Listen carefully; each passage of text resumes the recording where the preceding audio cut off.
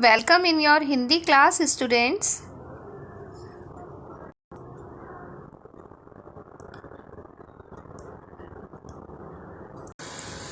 तो बच्चों, आज का सुविचार है, बच्चों की पहली गुरु माँ होती है ना। बच्चों की पहली गुरु कौन होती है बच्चों? माँ होती है। आपने देखा होगा जब आप बर्थ लेते हैं, उसके बाद आप धीरे धीरे बड़े होते हैं, तो आपको सबसे पहले बोलना, खाना, चलना कौन सिखाता है? आपके पेरेंट्स ही सिखाते हैं ना, आपकी मदर ही सिखाती है ना, मम्मा बोलो, पापा बोलो। तो इसीलिए कहा गया है बेटा, बच्चों की पहली गुरु जो होती है वो माँ होती है। ओके बच्चों, आज से हम अपना रिवीजन वर्क स्टार्ट कर रहे हैं। तो आज हम करेंगे हमारी पोयम वीर तुम बड़े चलो धीर तुम बड़े चलो और पाठ 2 चालाक गीदड़ की कहानी का रिवीजन, उसकी बुक एक्सरसाइज का revision. Okay, so let's start the class students.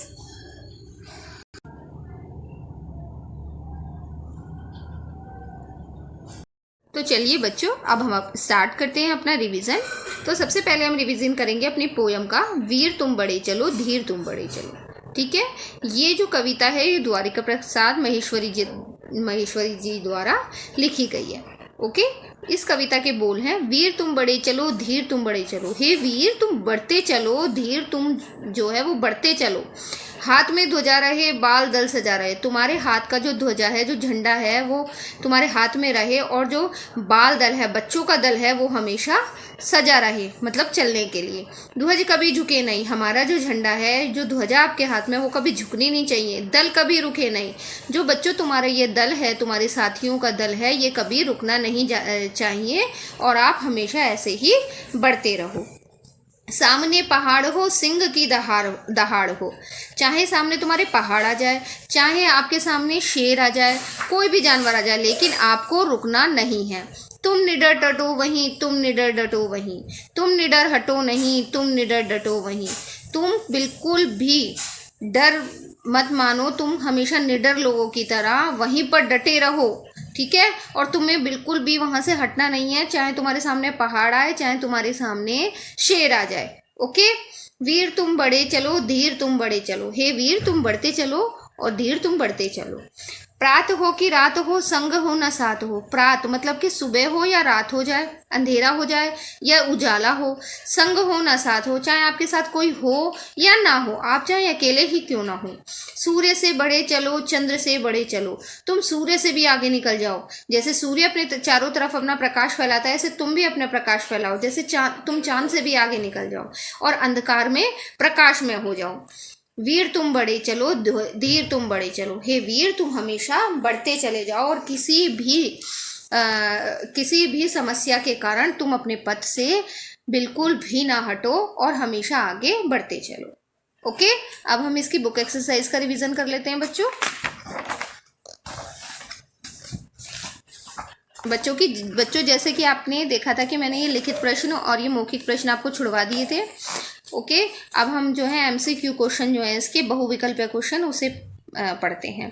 ध्वज को कभी भी क्या नहीं करना चाहिए? झुकाना नहीं चाहिए, उठाना नहीं चाहिए, फहराना नहीं चाहिए। हमें ध्वज को कभी भी झुकाना नहीं चाहिए। हमारे राष्ट्रीय ध्वज में कितने रंग होते हैं? 1, 2 या 3? बच्चों, हमारे राष्ट्रीय ध्वज में 3 रंग होते हैं। ओके, नाउ नेक्स्ट है हमारे पास, कविता की पंक्तियां पूरी करो। सामने पहाड़ हो, सिंह की दहाड़ हो। चाहे तुम्हारे सामने पहाड़ हो, चाहे तुम्हारे सामने शेर आ जाए, तुम निडर हटो नहीं, तुम निडर डटो वहीं। तुम निडर होकर बिना डर के वहीं पर डटे रहो, और तुम कभी भी उस जगह को मत छोड़ो जिस पथ पे तुम आगे बढ़ रहे हो। ठीक है, नेक्स्ट है हमारे, आ की मात्रा वाले पाठ शब्द से खोज कर लिखो। बेटा ये मैंने कुछ शब्द खोजे हैं, जैसे दहाड़, हाथ, रात, साथ, प्रातः। आप इससे अलग भी शब्द लिख सकते हैं। ओके, नाउ नेक्स्ट है, मिलते जुलते तुक वाले शब्द लिखो। जैसे कि वीर का धीर, झुके का रुके, पहाड़ का दहाड़, हटो का डटो। ठीक है, ये 2 मैंने छुड़वा दिए बच्चों। नेक्स्ट है हमारा, समान अर्थ वाले शब्द लिखो। सूर्य का समान अर्थ वाला होगा सूरज, रात का रात्रि, ध्वजा का झंडा और पहाड़ का पर्वत, सिंह का शेर, चंद्र का चांद। ओके, नाउ नेक्स्ट है रा के विभिन्न प्रयोग वाले शब्द सीखे, जैसे है धर्म, कर्म, पर्व, सूर्य, पर्वत।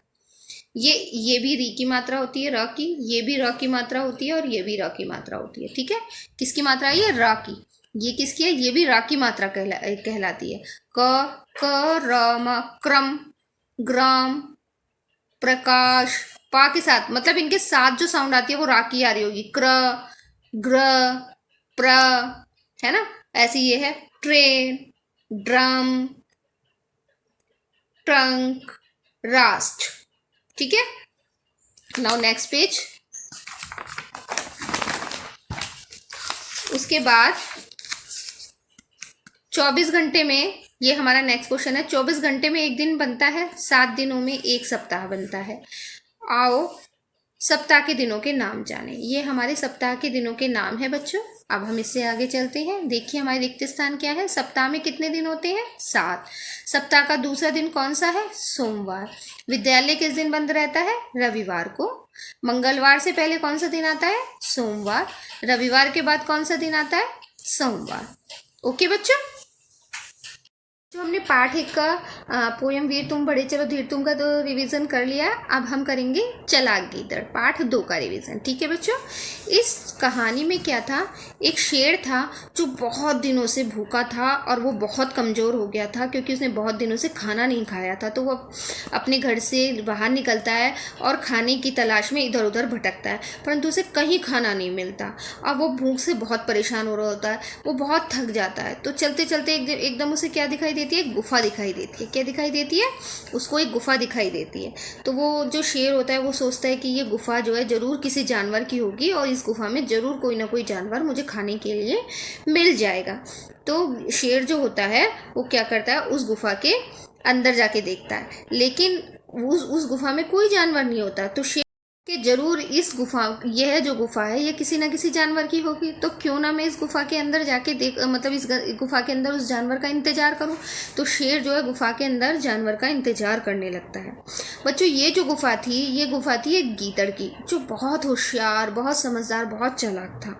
जब गीदड़ अपने घर लौटा, मतलब जब वो अपनी गुफा के पास लौटा, तो वो देखने लगा कि गुफा के अंदर किसी जानवर के अंदर जाने के पंजों के निशान है। देखिए उसकी गुफा के अंदर कोई पंजों के निशान जा रहे हैं, लेकिन इस गीदड़ ने ये सोचा कि पंजों के निशान अंदर जाने के तो हैं, पर बाहर आने का कोई निशान नहीं है। तो गीदड़ तो बहुत समझदार था। गीदड़ ने क्या किया? गीदड़ ने सोचा, विचार किया, सोचा। उसने सोचा मैं क्या करूं, कैसे पता लगाऊं कि मेरी गुफा के अंदर कोई जानवर है या नहीं है। तो गीदड़ ने बहुत सोच विचार के बाद एक तरकीब निकाली। उसने सोचा कि मैं कुछ ऐसा करूंगा जिससे मुझे ये पता चल जाए कि इस गुफा में कोई जानवर है या नहीं है। तो गीदड़ जो है वो गुफा से कहने लगा, ए गुफा, तू रोज तो मेरा स्वागत करती थी, पर आज तू मुझे बुलाती ही नहीं, आज तू मेरे स्वागत के लिए कुछ बोलती ही नहीं।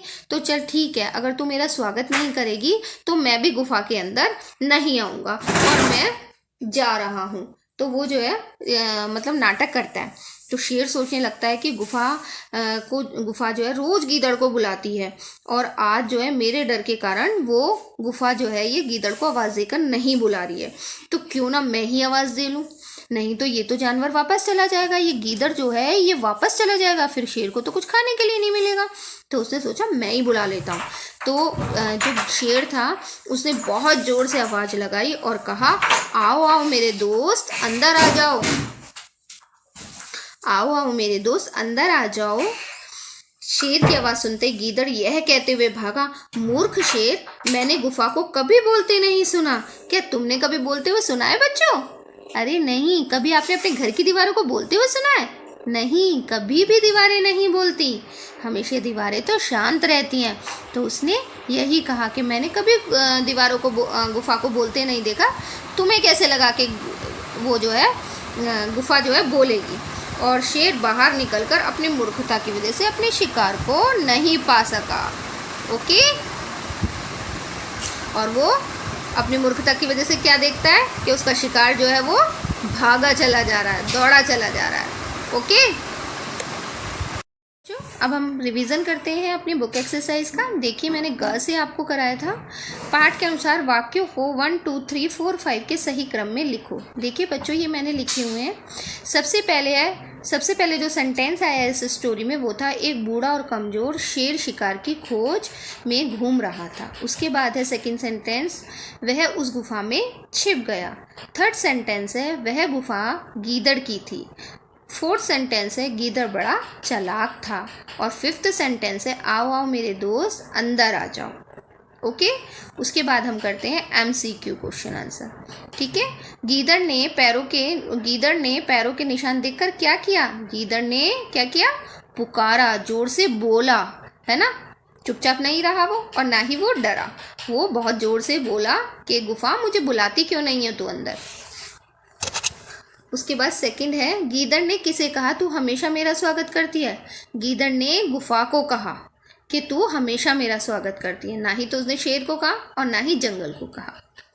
उसके बाद है, शेर की आवाज़ सुनकर गीदड़ ने क्या किया? शेर की आवाज़ सुनकर गीदड़ भाग गया। शेर की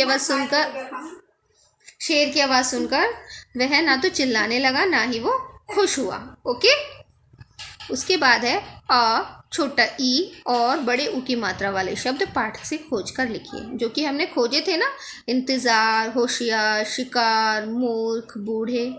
ठीक है, नेक्स्ट है, नीचे दिए गए शब्दों के उल्टे अर्थ वाले शब्दों पर गोला लगाओ। जैसे चालाक का उल्टा क्या होगा? मूर्ख। सुंदर का बदसूरत। आगे का पीछे। आदर का निरादर। ओके, नीचे दिए गए शब्दों के अनेक संख्या वाले शब्द लिखो। जो हमारे पास जैसे एक है, सिंगल है, एक चीज़ है, और उसको अगर हमें ज़्यादा में बदलना है तो क्या लिखेंगे? जैसे यहाँ लिखा मेज, मेज़े, केला, केले, छिलका, छिलके, कपड़ा, कपड़े, किताब, किताबें, बकरी, बकरियाँ। ओके,